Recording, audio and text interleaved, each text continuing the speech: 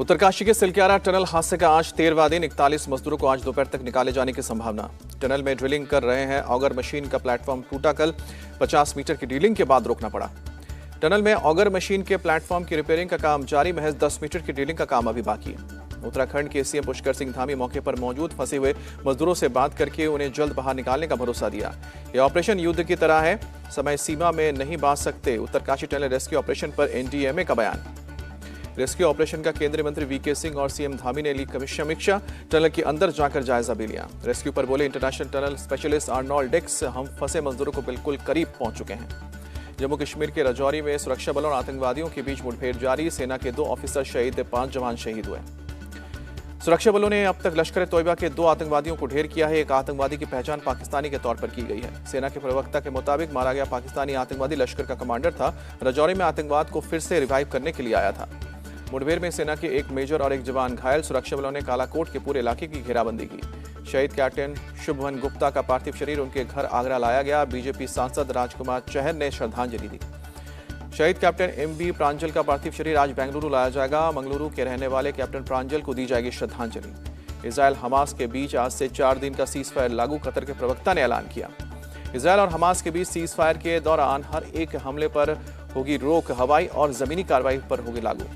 Qatar के प्रवक्ता के मुताबिक हमास ने सौंपी रिहा किए जाने वाले बंधकों के नाम की लिस्ट। आज दोपहर तक 13 महिला और बच्चे समेत पहला ग्रुप किया जाएगा रिहा। सीजफायर के समझौते के मुताबिक इजरायल 39 फिलिस्तीनी कैदियों को करेगा रिहा। एक बंधक के बदले 3 फिलिस्तीनी रिहा किए जाएंगे। हमास थाईलैंड के 23 बंधकों की बिना शर्त रिहाई के लिए तैयार। ईरान की मध्यस्थता के बाद हमास हुआ तैयार। इजरायल हमास जंग का आज 48वां दिन। गाजा पट्टी में अब तक करीब 13,300 फिलिस्तीनियों की मौत। इजरायल ने सीजफायर लागू होने से पहले मध्य गाजा के रिफ्यूजी कैंप पर किया एयर स्ट्राइक। कम से कम 12 लोगों की जान गई। इजरायली एयर स्ट्राइक में कई रिहायशी मकान हुए तबाह। मलबे से निकाले गए शवों को अलक्सा अस्पताल ले जाया गया। इजरायली सेना ने गाजा के शाती रिफ्यूजी कैंप पर की कार्रवाई। हमास के कई ठिकानों और इंफ्रास्ट्रक्चर को तबाह किया। इजरायली सेना ने रिफ्यूजी कैंप पर रेड का वीडियो भी जारी किया। आमने सामने की फायरिंग करते नजर आए इजरायली सैनिक। इजरायली सेना ने रेड के दौरान भारी मात्रा में हथियार किए जब्त। हमास के ठिकानों से पेट्रोल से भरी बोतलें भी बरामद की। इजरायल गुरुवार को गाजा पट्टी पर जारी करेगा हवाई हमला। रात भर गाजा पर दागे गए मिसाइल। चुनाव आयोग ने राहुल गांधी को भेजा नोटिस। पीएम पर आपत्तिजनक टिप्पणी करने पर 25 नवंबर तक जवाब मांगा।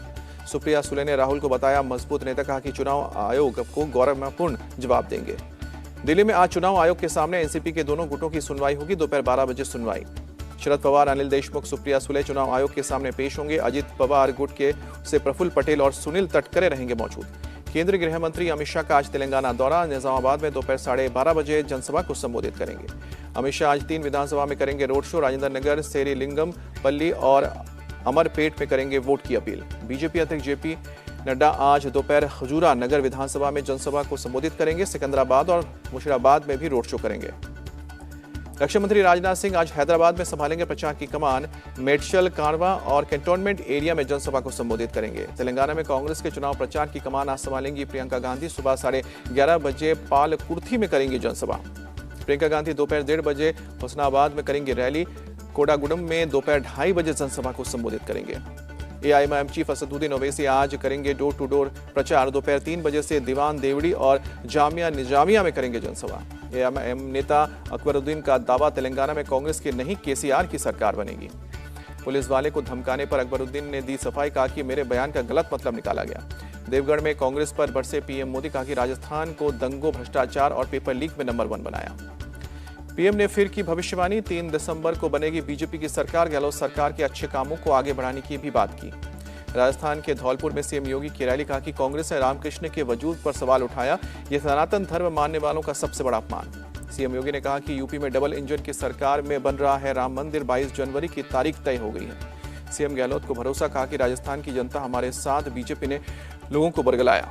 बीजेपी मेरी चिंता करना बंद करें, अपने पर ध्यान दें। सचिन पायलट ने की बात। बीजेपी ने इस बार सीएम फेस का क्यों नहीं किया ऐलान। सचिन पायलट ने पूछा सवाल। अशोक गहलोत और सचिन पायलट के बीच कौन ज्यादा निकम्मा की लड़ाई। असम के सीएम हेमंता का तंज। राजस्थान के लोग बीजेपी के बहकावे में नहीं आएंगे। छत्तीसगढ़ के सीएम भूपेश बघेल का बयान। 5 राज्यों में बुरी तरह से हारेगी बीजेपी। अखिलेश यादव बोले एमपी में बढ़ेगा सपा का वोट प्रतिशत। झारखंड के मुख्यमंत्री हेमंत सोरेन ने 5 राज्यों के विधानसभा चुनाव पर कहा कि चुनाव हो या खेल का मैदान, दोनों बराबर। हेमंत सोरेन बोले जिसने जितनी मेहनत की उसी के हिसाब से नतीजे आने चाहिए। नागपुर पहुंचे झारखंड के मुख्यमंत्री ने कहा कि चाईबासा में हुए आईईडी ब्लास्ट का दुख, बोले जवानों पर हमें गर्व। सीएम योगी आदित्यनाथ आज अयोध्या में बड़ा भक्त माल मंदिर में राम सीता को पहनाएंगे सोने का मुकुट, एक स्वर्ण छत्र भी करेंगे अर्पित। सीएम योगी बड़ा भक्तमाल मंदिर के पीठाधीश्वर रहे राम शरण दास के 49वीं पुण्यतिथि पर आयोजित कार्यक्रम में शिरकत करेंगे। रामलला और हनुमानगढ़ी में भी करेंगे दर्शन। सपा चीफ अखिलेश यादव ने पीएम मोदी के श्री कृष्ण जन्मभूमि दर्शन का कसा तंज, कहा कि पहली बार आना कैसी उपलब्धि है, यह उनकी नाकामी है। मथुरा में मीराबाई जन्मोत्सव में शामिल हुए पीएम मोदी श्री कृष्ण जन्मभूमि मंदिर में की पूजा अर्चना, डाक टिकट और सिक्का जारी किया। पीएम मोदी ने कहा कि आजादी के बाद ब्रजभूमि समेत कई तीर्थों की अनदेखी हुई है, अब अयोध्या में राम मंदिर की तारीख आ गई है। मथुरा और ब्रज विकास में दूर नहीं रहेंगे। पीएम मोदी बोले, यहां वही आता है जिसे कान्हा बुलाते हैं। मथुरा में सीएम योगी ने किया राम मंदिर का जिक्र। पीएम के नेतृत्व में आज भव्य मंदिर बन रहा है। मथुरा वृंदावन भी विकास हो रहा है। फिल्म अभिनेत्री हेमा मालिनी ने नृत्य नाटिका प्रस्तुत की। पीएम मोदी और सीएम योगी रहे मौजूद।